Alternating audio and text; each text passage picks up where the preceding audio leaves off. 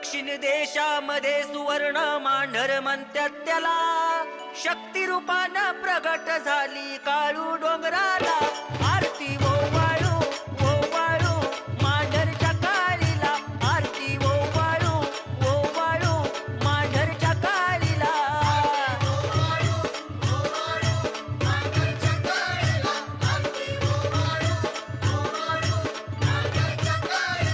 आरती ओवाळू ओवाळू मांढरच्या काळीला, आरती ओवाळू ओवाळू मांढरच्या काळीला.